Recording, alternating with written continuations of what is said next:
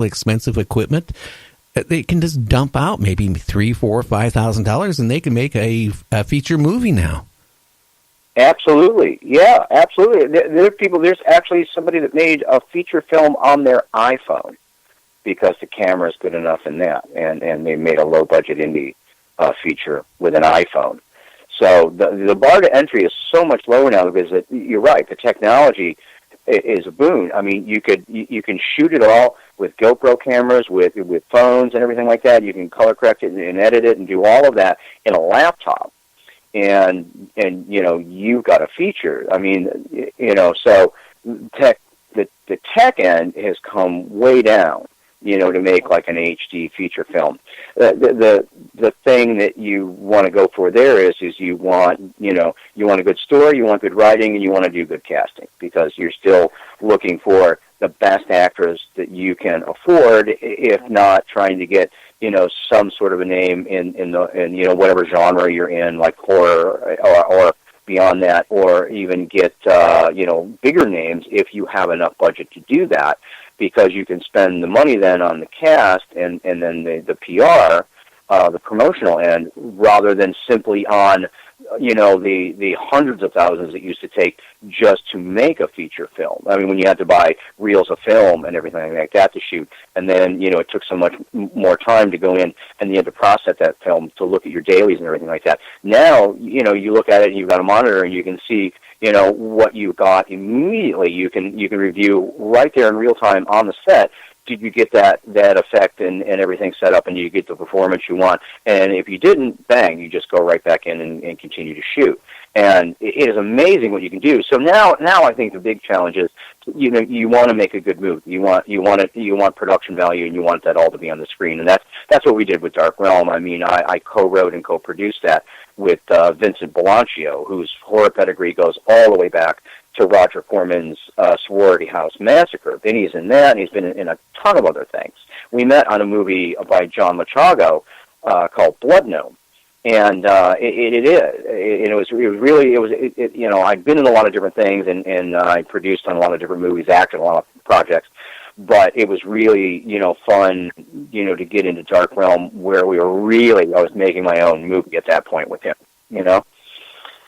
Well, yeah, that's what I like about the Dark Realm, is because it really, you look at it, and one part you feel like you're in the audience, and then it takes you into the sticky fun of, being a movie and a horror flick, and you kind of sit back. I haven't been able to watch it all the way through, I'll be honest with you, but I will. You got to sit down and watch the whole thing straight through. Well, that's the problem, because, like I said, I also host now Michael Hall, who was on with us last time as a co-host. He has his own, Saturday now. I kind of board up his show. He has a 3-hour show on Saturday night, so he does that. So, I mean, 6 days out of my week is all, tied up in the show. And then, I get really excited and want to watch these horror movies, right? And the first thing that happens, especially after he's done with his show at 10 o'clock on Saturday nights, I go in there and flip on the TV, start watching these horror movies. I fall asleep. Oh, yes. Well, no rest for the wicked. You got a little caffeine and watch those movies.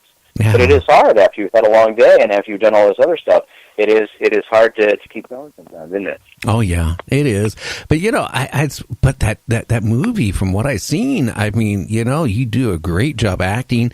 You get sucked right into it. So I mean, guys out there, if you want a good movie to sit back, have a couple, cold beers or whatever you want to drink, get yourself a nice cozy couch or easy chair.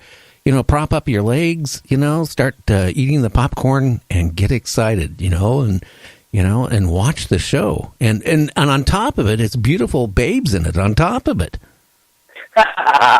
Yes, there's lots of very spectacular illusions, acting, eye candy, and music. There's great music in Dark Realm as well. And blood. We've even got a soundtrack that you can find on Amazon, Spotify, and other places, called Realm by A House Made of Dawn, who did the majority of our soundtrack contributions and our score. So you want to check that out as well. The music's really, really good. And also there's great artists in there like Voltaire and the Damn Bats and Jet Noir from the UK. It's really, we've got a lot. The music's so good in there that we get it gets mentioned in reviews because they're not used to an indie film having a soundtrack that's good. Oh yeah, and to the listeners out there in the UK, which is now, believe it or not, is 40% of my listenership is coming out of the UK. I know you guys. You guys would love this movie. You need to get it. And we'll have to do the entire interview in a British accent now for the UK, right? Oh yeah, why not? Maybe you might have Michael Caine listening or John listening here tonight because they listen to my show quite often. Actually, they don't listen while it's live. Awesome! I'm very geeked out to think about that. That's very great. Yeah, you're going to have Michael Caine on yet? Yeah, here. Yeah, but they don't actually listen to it live. What I was told, they download it, then they play it at their convenience because of the major time difference. I hope I didn't lose you. Oh, I lost you. Well, we'll have to get you back on here. That's the problem I hate with a combination of cell phones and Skype. And it always happens also, people, then we're right in the middle of a good conversation, and then the phone line goes, you know what? Let's see if we can get him back on here, and we should be able to. We might have to cycle like once or twice here to get him on. And we'll see. He probably doesn't realize he was cut off yet, so we'll give it a try again. But you got to see Dark Realm. That's one movie. If you're in horror flicks, you need to see it. On top of it, the magic tricks he does, in the Dark Realm is really worth watching. Okay. Gary. Yeah, we did. We're not talking about conspiracies. Like when I have one of my friends, Ronald Farnham, on, he was with the DOD, I think, for 13 or 15 years. Every time he's on, when we start talking about conspiracies, guess what happens? The phone goes beep, and that's it. And we, 5 or 6 times during an hour show, the phone gets disconnected. That's fascinating. I'm actually having some phone issues. My phone, in the middle of talking to you, my phone supernaturally just decided to reboot in the middle of our chat. So I don't know what's with this thing. We might have to set it up, flip over to Skype or something. Skype is really bad. They updated everybody to Skype 8 point something, right? Then the majority of the people out there hated it because when they went to 8 point something, it made it really complicated. But then it got to be, if you wanted to talk to more than one person, the other person had to have Skype. I mean, in the old Skype, classic Skype, you could talk to 8, 9 people. They don't have to have Skype. They just call in your number, and you just click a button and add them onto it. Well, the new Skype, that's exactly right. Yeah. Yeah, the new Skype, you couldn't do that. So people started complaining. So it was going to be just, cut off on the old Skype as of September 1st.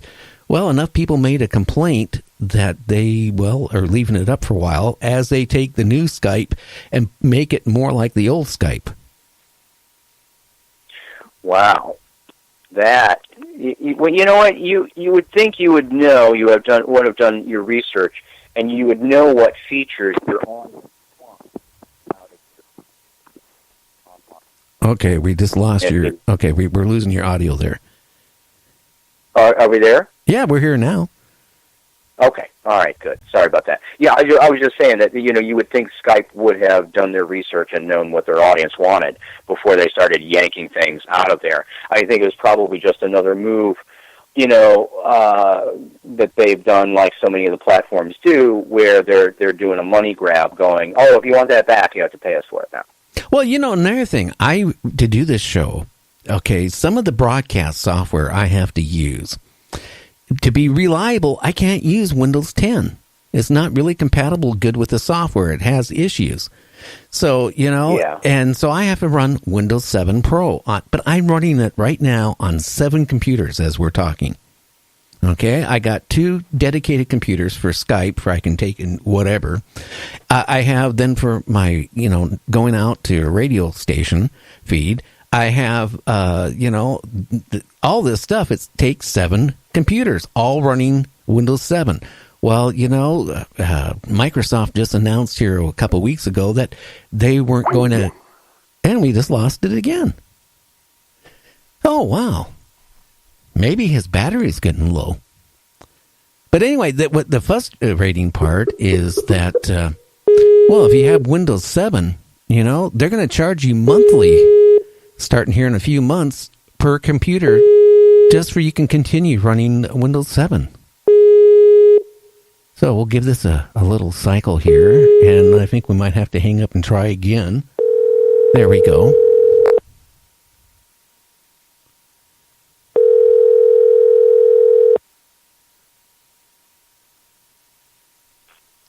Okay. Well, you there? Yeah, I'm here. It was, I don't know, the CIA keeps tapping our phone. Well, we're talking about conspiracies. We're talking about breast. Yes. Yes, we are. Yes, yeah. Conspiracy and dark sticky fun and Skype. Yeah, Skype. Well, like I was just mentioning, now for Windows 7, you know what they're going to do? They're going to charge people a monthly fee for they continue being able to use Windows 7, because there's a lot of people out there that still prefer Windows 7 over Windows 10. Oh, yeah. Yeah. I mean, and then they stop. The Windows just wants to go back in, Microsoft does, and then they will just stop supporting, an older operating system, and then you're screwed, No, this case, they said they'll support it for another 2 or 3 years, but they're going to charge a monthly fee per computer. So I guess I'm going to be paying a monthly fee for 7 computers just to continue running Windows 7. I don't know. Microsoft and me don't get along. When I had all these issues here with the current, the ex-current Skype, the only way you could talk to him, it was chatting with him, you couldn't talk to him, in person over the phone. Well, I finally started getting mad. I don't know where. Maybe she was in the Philippines or India. I have no idea.